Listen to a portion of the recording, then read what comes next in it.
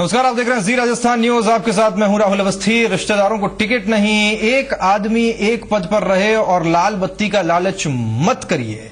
BJP की अपेक्षा अपने नेताओं कार्यकर्ताओं से है। निकाय चुनाव जीतने के लिए तैयारियों में पार्टी अपने सिद्धांतों की कसौटी पर नेताओं कार्यकर्ताओं को कसना चाहती है। हालांकि जब परिवारवाद की बात आती है तो नंदलाल मीणा का नाम अपने आप जहन में आ जाता है। जैसे ही विधायकों को जिला अध्यक्ष का पद छोड़ने की बात होती है तो प्रदेशाध्यक्ष अशोक परनामी को लेकर कई सवाल उठने लगते हैं। लाल बत्ती की बात करते वक्त उन तमाम नेताओं की नाराजगी नजर आने लगती है जो इनके इंतजार में है। जाहिर है इन्हीं चुनौतियों के साथ बीजेपी चुनाव लड़ेगी तो सवाल उठता है कि क्या बीजेपी में आम के लिए और खास के लिए पैमाने अलग अलग हैं। सवाल यह भी है कि चुनाव से पहले अक्सर पार्टियां अपने सिद्धांतों की दुहाई देती हैं और चुनाव खत्म होते ही सब साफ। इन सब व्यूज के लिए हमारे साथ खास मेहमान जुड़ेंगे, हमारे साथ होंगे तमाम खास मेहमान। आगे बढ़े उससे पहले जरा आपको न्यूज दिखाते हैं।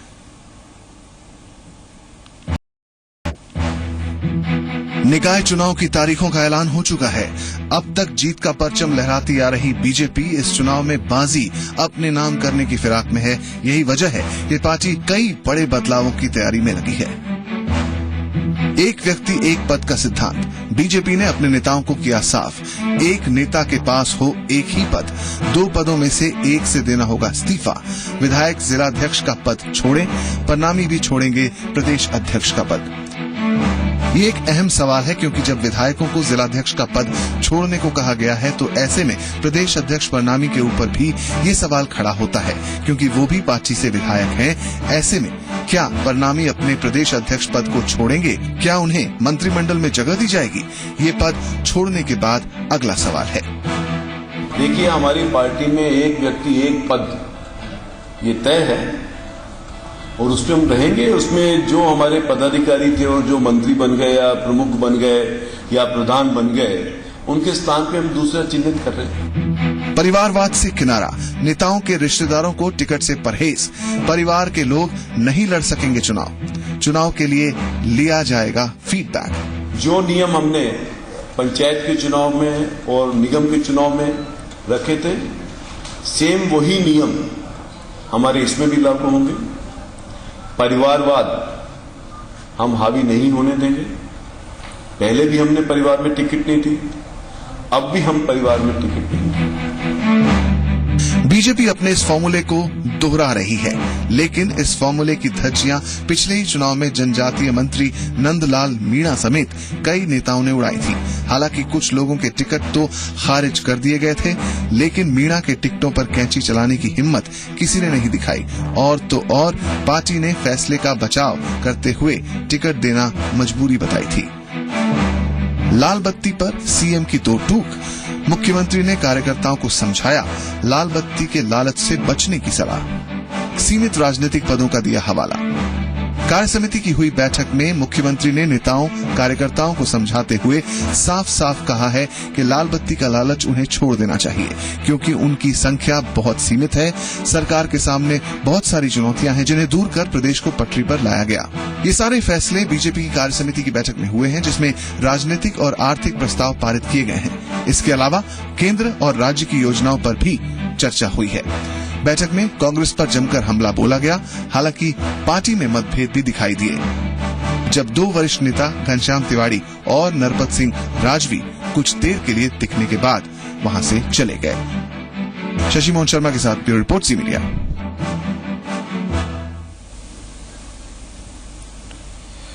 तो तमाम खास मेहमान मेरे साथ बस जुड़ने को ही हैं, लेकिन उससे पहले जरा ये स्पष्ट कर दे कि आखिर बीजेपी की अंदरूनी इस खबर को लेकर ये जी का जंजाल पार्टी के लिए क्यों है। पहली इंपॉर्टेंट चीज है जिसका कि जिक्र बड़ा सीना ठोक करके किया गया और वो है एक व्यक्ति एक पद का सिद्धांत। और जब एक व्यक्ति एक पद का सिद्धांत आता है तो अशोक परनामी के ऊपर सवाल उठने लग जाते हैं कि आखिर अगर आप जिला अध्यक्षों के तमामों जो जिला अध्यक्ष उनके इस्तीफे मांग लेते हैं, जो विधायक बन गए हैं, तो फिर प्रदेश अध्यक्ष के साथ ऐसा क्यों नहीं। और जब रिश्तेदारों की बात आती है तो फिर नंदलाल मीणा का जिक्र करने से बीजेपी क्यों डरती है, बचती है। तमाम खास मेहमान मेरे साथ जुड़े हुए हैं। अलका गुर्जर जी, मेरे साथ जुड़ी है बीजेपी की प्रवक्ता है अलका जी, बहुत स्वागत करता हूं मैं आपका। मनीष गोधा साहब वरिष्ठ पत्रकार हैं, जाना माना नाम। गोधा साहब मैं आपका स्वागत करता हूं। पंकज मेहता जी कांग्रेस के जाने माना नेता है, कोटा से मेरे साथ जुड़े हैं। मेहता साहब मैं आपका भी स्वागत करता हूं। सबसे पहले अलका जी मैं आप ही के पास आऊंगा क्योंकि आपकी पार्टी की बात है। जरा ये चीज समझाइए कि ये डिस्क्रिमिनेशन क्यों, एक आम कार्यकर्ता और खास कार्यकर्ता के लिए क्या पार्टी के भीतर पैमाने अलग अलग हैं?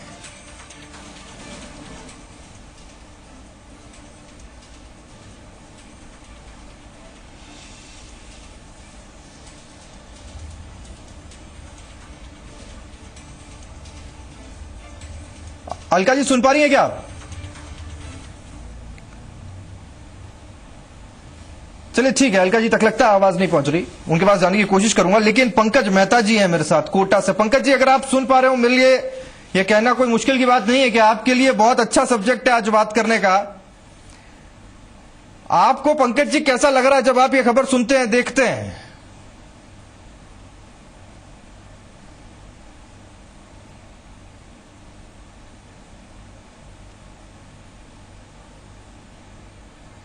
लगता पंकज जी के पास भी हम नहीं जा पा रहे हैं, के पास भी जाने की कोशिश करेंगे, इस चर्चा को आगे बढ़ाएंगे। देखिए चर्चा बहुत इंपॉर्टेंट है कि आखिर ये डबल स्टैंडर्ड्स क्यों है, क्या इसको डबल स्टैंडर्ड्स कहें या फिर पार्टी ने इस बात का फैसला किया है कि नहीं खास के लिए कुछ अलग कानून हो, आम कार्यकर्ताओं के लिए, आम पार्टी के लोगों के लिए कुछ अलग कानून हो। पार्टी जब कोई प्रस्ताव पारित करती है या पार्टी किसी डिसीजन पे पहुंचती है तो वो सिद्धांत की शक्ल लेता है और सिद्धांत मर्यादा के दायरों में आता है और मर्यादा सबके लिए एक होती है, क्योंकि BJP party with the difference हमेशा इस बात को क्लेम करती है कि हम सिद्धांतों के अनुसार चलने वाली पार्टी हैं। तो क्या ये सिद्धांत और क्या ये मर्यादाएं अलग अलग हैं? क्या मापने तोलने के पैमाने अलग अलग हैं? खास को लेकर कुछ अलग और आम को लेकर कुछ अलग। खास तौर पर इस दौर में जब राजनीतिक नियुक्तियां एक बहुत बड़ा प्रश्न है। मुख्यमंत्री ये कहते भी हैं कि उनके पास तमाम डिजायर्स आती हैं, बायोडेटा आते हैं, लेकिन ये वक्त एक ऐसा वक्त है जब प्रदेश को जरूरत ज्यादा काम की है। ऐसे वक्त में ये बायोडेटा भेजकर शर्मिंदा न करें, परेशानियां न बढ़ाएं। अभी जरूरत बीमारू प्रदेश से बाहर निकालने की है, तो क्या अब लालसा से भरी एक पार्टी बीजेपी बन गई है? क्योंकि जब कोई पार्टी सत्ता में होती है, जाहिर है लोगों की महत्वाकांक्षाएं बढ़ जाती हैं, पार्टी के कार्यकर्ताओं की महत्वाकांक्षाएं बढ़ जाती हैं।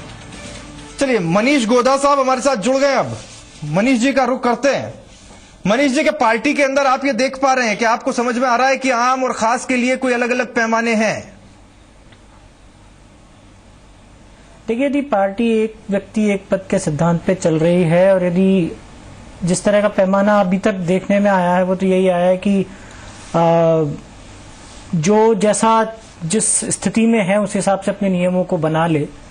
और क्योंकि अभी तक जो चीज होनी चाहिए थी, जिस ढंग से होनी चाहिए थी, वो नहीं हो पाई है। एक व्यक्ति एक पद का सिद्धांत पार्टी ने लागू कर दिया, लंबे समय से लागू है, लेकिन अभी तक उसको अमल में नहीं लाया गया है।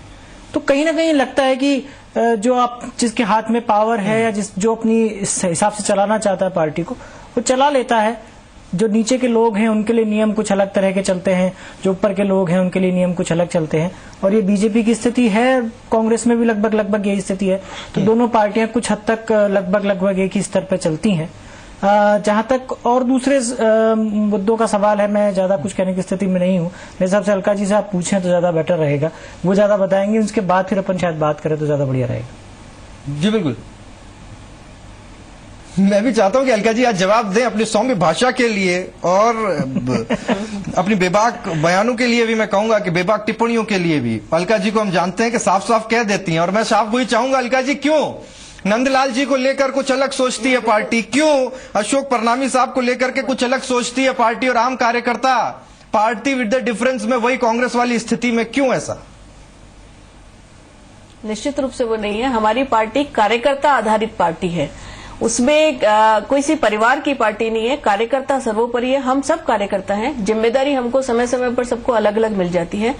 और जहां तक आपने बोला हम लोगों ने एक सिद्धांत बनाया कि एक व्यक्ति एक पद, इस बारे में ये कहना चाहूंगी कि हमारे यहाँ जैसे संघीय व्यवस्था है, 3 पार्ट हैं, कार्यपालिका है, विधायिका है, न्यायपालिका है। न्यायपालिका को हम छोड़ दें तो विधायिका के अलावा जो लोग कार्यपालिका में चले गए हैं, जो जिनके पास पावर एग्जीक्यूट करने की पावर्स आ गई हैं, निश्चित रूप से वो लोग इस क्राइटेरिया में आ रहे हैं और उनको एक पद एक सिद्धांत के आधार पर पार्टी ने ये निर्णय किया है कि अगर वो लोग अध्यक्ष हैं या जिलाध्यक्ष हैं या पदाधिकारी हैं, जैसे मंत्री हो गए हैं, प्रमुख बन गए हैं, प्रधान बन गए हैं, तो उनको एक पद एक सिद्धांत के आधार पर पार्टी इस बारे में निर्णय लेगी।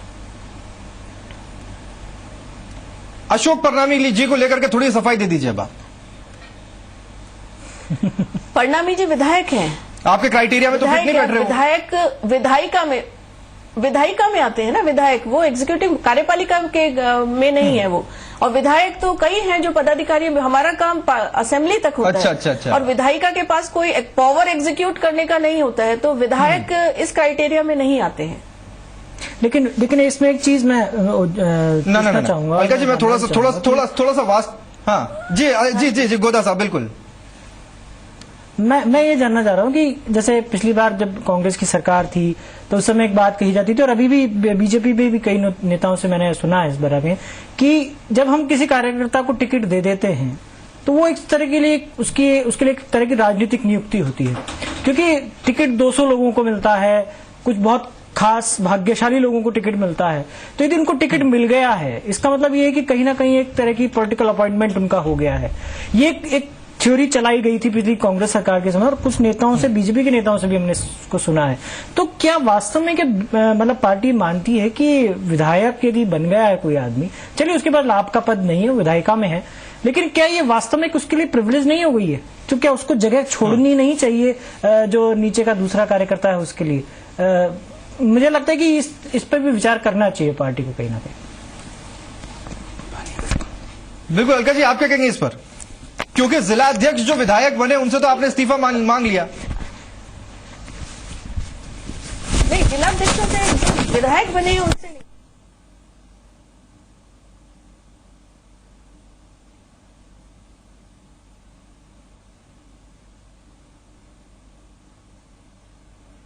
ठीक है अलका जी, आता हूं मैं आपके पास में। एक छोटे से ब्रेक का वक्त है, मैं आपके पास में आता हूं। इस चर्चा को मैं आगे बढ़ाऊंगा, थोड़ा सा और इसको खोलेंगे और ये भी जानने की कोशिश करेंगे आखिर रिश्तेदारों को लेकर के बीजेपी क्या सोचती है, क्योंकि नंदलाल मीणा का जब जिक्र आता है तब कोई जवाब देना नहीं चाहता बीजेपी के भीतर। एक छोटा सा ब्रेक, फौरन लौट रहा हूं। अलका जी बनी हुई है, जवाब लेंगे उनसे।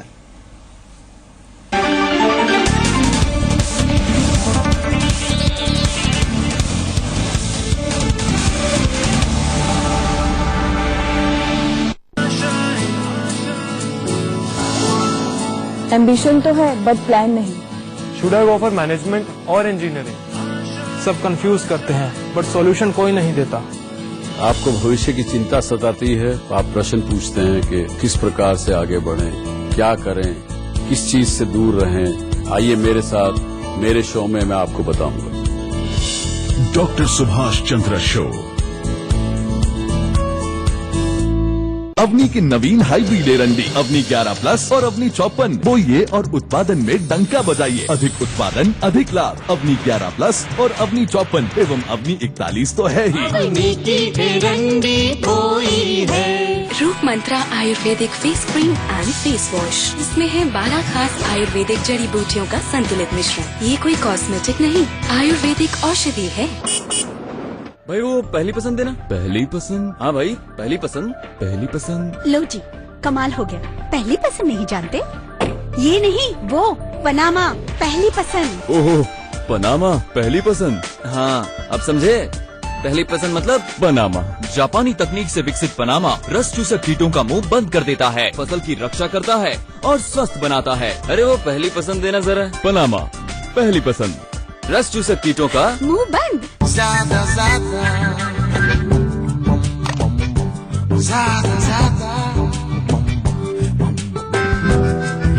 ज्यादा फीचर्स, ज्यादा कंफर्ट, ज्यादा फीचर्स, ज्यादा माइलेज के साथ नया टीवीएस जुपिटर। ज्यादा का फायदा।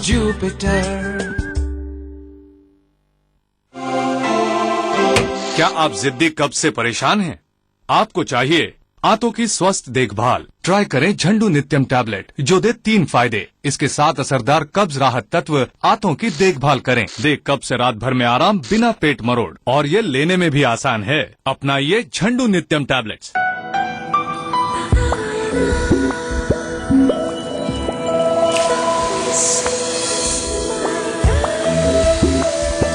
Own the bliss and fall in love.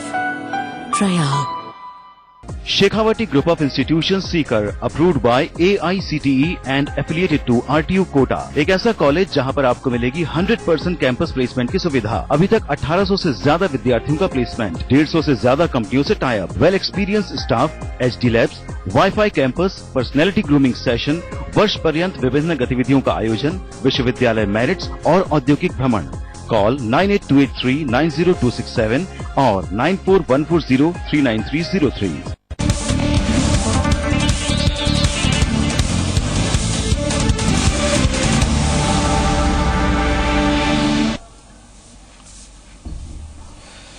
एक बार फिर से आपका स्वागत है। आज बात हो रही है कि भारतीय जनता पार्टी के भीतर क्या स्टैंडर्ड्स डुअल हैं, क्या 2 स्टैंडर्ड्स हैं कार्यकर्ताओं को देखने के, और जिस तरह से पार्टी कह रही है कि परिवारवाद को बढ़ावा नहीं दे रहे, तो फिर नंदलाल मीणा को लेकर या उनके परिवारवाद को लेकर पार्टी के पास कोई उत्तर क्यों नहीं। अलका गुर्जर जी मेरे साथ लगातार जुड़ी हुई हैं, मनीष गोधा साहब वरिष्ठ पत्रकार, और सुशील आसोपा जी प्रदेश सचिव कांग्रेस के, अब वो मेरे साथ जुड़ गए हैं।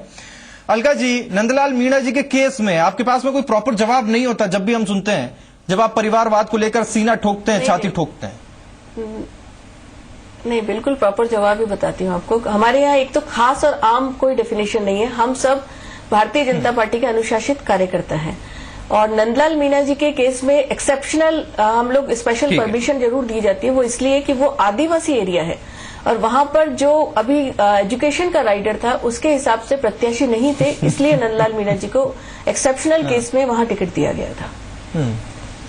क्या इस बात पे विश्वास? अलका जी एक आवाज दीजिए, मैं आपको बताता हूं कितने प्रत्याशी हैं, एक बार आवाज तो दीजिए।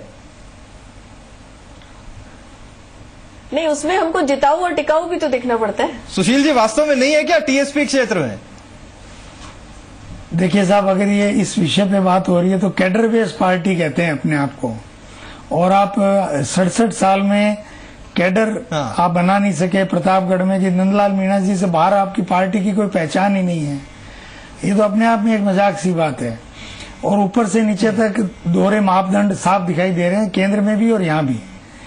मैं इसको इस दृष्टि से और एक व्याख्या करूंगा कि लोकतंत्र में राजनीतिक दल जो हैं वो ये भली भांति समझते हैं कि जिनको हिस्सा नहीं मिला, देखिए राजनीति जो है वो बड़ा कांटे की धार पे होने वाला काम है। सुबह से अपेक्षा शुरू होती है और रात तक चलती है। ऐसे में जो लोग सेवा करते हैं उनको इच्छा होती है कि पद प्रतिष्ठा मिले, में कोई मेवा नहीं मिलता है। बहुत सारे लोग मिलेंगे जो पद प्रतिष्ठा वही ठीक है, अच्छा मान सम्मान मिलता है, उनको भी आप जब महरूम रखते हो और 2-2 पद धारण किए रहते हो, तो राजस्थान भाजपा तो भरी पड़ी है ऐसे उदाहरणों से, मंडल से लेके ऊपर तक, और जिलाध्यक्ष हैं, एमएलए हैं, एमपी हैं, महामंत्री हैं, सब कुछ है। अब की बार और इससे बड़ी बात एक और है, इतने दोहरे पदों के साथ कोई 50 तो निगम आयोग और बोर्ड खाली पड़े। आपकी अच्छी स्टडी है, इतनी अगर कांग्रेस के लिए हो तो शायद ये दिक्कत ना हो, पर मैं तो बात उस पार्टी की कर रहा हूं जो कैडर बेस होने का दम भरती है। गोदा साहब, ये डुअल स्टैंडर्ड्स है कि नहीं है, ये डबल स्टैंडर्ड्स है कि नहीं है? देखिए, नंदलाल मीणा जी का मामला बड़ा सेंसिटिव है इस पार्टी के लिए, और इसीलिए नंदलाल मीणा जी के लिए जब भी इस तरह की बात आती तो कोई जवाब भी नहीं होता पार्टी के पास। उनकी राजनीतिक स्थिति बड़ी अलग किस्म की है। मेवाड़ की राजनीति 2 लोगों के बीच में चलती है बीजेपी में, गुलाबचंद कटारिया और नंदलाल मीणा जी, और इसी दृष्टि से उनका जब मामला आता है तो पार्टी बहुत ही सोच समझ करके और बहुत ही धीरे धीरे और बहुत संभल करके कोई बयान देती है। उनका मामला आता है तो बहुत सारे स्टैंडर्ड्स अलग कर दिए जाते हैं, बहुत सारी चीजों को एक तरफ कर दिया जाता है, फिर उनको किया जाता है। पिछले चुनाव में हमने देखा, और जब हमने कल पूछा भी था प्रदेश अध्यक्ष जी से इस मामले में, तो उनके पास भी कोई जवाब नहीं था इस मामले को लेकर। उन्होंने कहा था कि हाँ, पिछली बार हमने किया था, अब की बार हम ऐसा नहीं होने देंगे, क्योंकि अब की बार नंदलाल मीणा जी का कॉन्स्टिट्यूंसी नहीं आएगा शायद उधर उस इलाके में जहाँ पे चुनाव है, तो शायद नहीं होगा।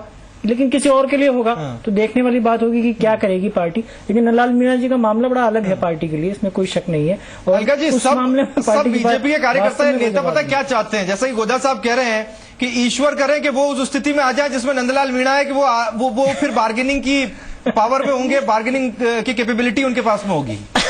नहीं, ये बार्गेनिंग नहीं है। ये जरूर है कि वहां पर हमें टिकाऊ और जिताऊ उम्मीदवार की जरूरत थी, तो एक्सेप्शंस तो सब जगह हो सकते हैं ना। एक्सेप्शनल केस था वो, अदरवाइज पूरे राजस्थान में ऐसा कोई केस नहीं है कि जहां इस तरह की बात हुई है। और पार्टी ने जो एक सिद्धांत लिया था उसी सिद्धांत पे पार्टी अभी तक स्थिर है।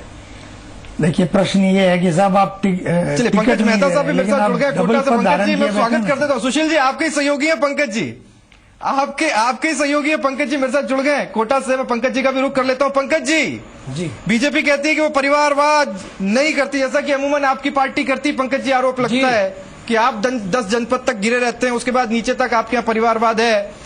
लेकिन नंदलाल मीणा का जब सवाल आता है तो फिर वो कहते हैं नहीं, एक्सेप्शनल केस है क्योंकि ये टीएसपी एरिया का है और वहां उनको जिताऊ कैंडिडेट चाहिए और वो कहीं और नहीं है, सिर्फ नंदलाल मीणा की फैमिली के अंदर है। क्या नंदलाल मीणा जी का ही उदाहरण नहीं है, इनके यहाँ दिल्ली से लेकर लखनऊ से होकर हिमाचल के रास्ते से लेकर राजस्थान तक परिवारवाद के अनेकानेक उदाहरण हैं। राजस्थान में ले तो मुख्यमंत्री जी के पुत्र सांसद हैं, प्रेम सिंह धुम्मल के पुत्र अनुराग ठाकुर सांसद हैं। ऐसे अनेकानेक उदाहरण है। ये बात अलग करते हैं, इनकी कथनी और करनी में अंतर है, हर क्षेत्र में अंतर है। इनसे किसने कहा कि आप सिद्धांत बनाओ, उस सिद्धांत का ढिंडोरा पीटो। और जब नंदलाल जी मीणा का प्रकरण आया तो इन्होंने हथियार डाल दिए, और कल्याण सिंह जी का आया तो कल्याण सिंह जी को आंखें दिखा दी। ये दोहरे मापदंड अपनाते रहे, इनके दो डबल स्केल हर मुद्दे पर है, इनकी आदत है। ये आतंक दोहरा चरित्र के आदि हैं, इसलिए इनके बारे में इस बारे में बात करना ही व्यर्थ है। अलका जी, जिस तरह से मानसून आया है ना कोटा में, उसी तरह से तेवर हैं पंकज जी के। और जैसे मानसून का रास्ता रहा है लखनऊ से लेकर हिमाचल से लेकर हर जगह घेर लिया। परिवारवाद से ही शुरू होती है, उनको जो पार्टी परिवारवाद से ही चालू होती है उसके सदस्य इस तरह की बात करें, शोभा नहीं देता। इस बारे में और ज्यादा टिप्पणी में करना नहीं चाहती। देखिए, ये बात बिल्कुल गलत है। कांग्रेस का औपचारिक आप क्या था, दामाद भी आ गए, गोपीनाथ जी मुंडे गए तो उनकी लड़की आ गई, प्रमोद महाजन जी गए तो उनकी लड़की आ गई। नहीं आए क्या? आपने नहीं बनाया क्या? रहते हुए तो नहीं आए ना, रहते हुए तो नहीं आए ना। ये तो अटल जी और अडवाणी जी के लोगों के वंशज। आपके यहाँ तो पार्टी ही एक परिवार है, बस उस घर से ही पार्टी निकलती है, उसके अलावा कहीं नहीं है। दूसरी लड़की मध्य प्रदेश में मंत्री नहीं बनी क्या? नहीं, उसके अलावा कांग्रेस का जो आप जिस परिवारवाद के है तो दिक्कत नहीं, कार्यकर्ताओं को अवसर है जनप्रतिनिधि बनने का, मंत्री बनने का, मुख्यमंत्री बनने का। साधारण लोगों को मंत्री और मुख्यमंत्री बनाया है, राष्ट्रपति बनाया कांग्रेस ने। कांग्रेस का मुकाबला आप कर नहीं सकते हो, आपके दोहरे मापदंड है, दोहरा चरित्र है। ठीक है, आप इसमें पर्दा डालने का प्रयास करते हो, ये पर्दा नहीं। चलिए अलका जी जवाब लेता है। अलका जी, पंकज जी बहुत सीधे सवाल पूछ रहे हैं आपसे। नहीं, वो बहुत सारी चीजें बोल रहे हैं, तो मैं यही कहना चाहती हूँ कि जो पार्टी एक परिवार से निकल के आती है उसका सदस्य इस तरह की बातें करे तो इसका कोई मीनिंग नहीं है। मैं इस बात पे एक परिवार, एक घर से ही वो पार्टी चलती है।